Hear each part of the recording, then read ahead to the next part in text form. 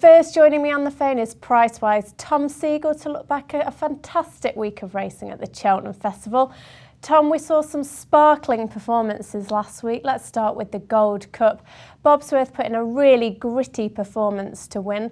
Can anything stop him dominating the Stayers Chase division? Yeah, of course. There's loads around, It's just a one-off race. It was a stamina test, wasn't it? They went sort of a decent even gallop, and I thought stamina won the day. I think, in terms of if it had been over 3 miles, he wouldn't have won. So, there's only the one staying race over 3 miles, I think, that he'll go for, and that is the Gold Cup. Unless he goes back for the Hennessy again, on good ground. I think he's very, there's plenty that can take him on. Sir Deschamps, I'm a big Q card fan. I think he could step up in trip now. I think they rode him wrong in the King George.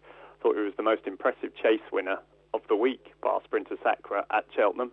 I thought he was strongest. His strongest place was at the line. I think if they rode him like that in the Gold Cup, he'd have a good chance. So yeah, I think at the prices, Q card would be one I'd be interested in. Probably go for the Ryanair. So can't be a strong bet, but at 25 to 1, I thought he was sort of a good each way bet for the Gold Cup next year. We were all awestruck by Sprinter Sacra, of course, and also Simon Sigg was a nice winner of the Racing Post Arkle.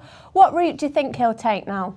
See, I don't think they'll run against each other. I think they'll avoid each other, really. I think Simon Sigg will end up running in the Ryanair and races like that en route to a sort of a Gold Cup campaign 2 years down the line. That's the way I see him going. I mean, he won the Neptune as a hurdler, didn't he? After all, I think they'll think he can stay any trip he likes. I mean, he won point to points over 3 miles, so I expect Simon Sigg to sort of run in different races. Come Cheltenham, I doubt they'll. I can't see Nicky Henderson hasn't really got a Ryanair horse unless Finian's Rainbow steps up, but he's obviously had a down season, so that's the way I see them going. If they ran against each other, yeah, he'd be the best horse Sprinter Sacra run against, but I think he'd beat him. I think Sprinter Sacra beat him anyway. Hurricane Fly regained his champion hurdle crown, but bookmakers make Arcon a favourite for next year. Where do you stand? I understand why everyone's gone mad over Arcon. He was really impressive, but I'd like to wait and see a bit first. I mean, the time was very good, and he looked sensational. But Hurricane Fly's a really good horse. He's won 16 Grade 1s. There's a new one in there as well, My Tentor Yours. There's loads going in there. I think we all might have slightly jumped the gun over Arcon. He will be a 5-year-old after all, and it's hard for 5-year-olds in the champion hurdle, always has been. I mean, I'm not a great trends man, but I think it's sort of it's a step up in sort of grade and a step up in the pacer races and stuff like that. So I think they're jumping the gun a bit, making him favourite. I'd still have Hurricane Fly favourite, but I can understand that, yeah.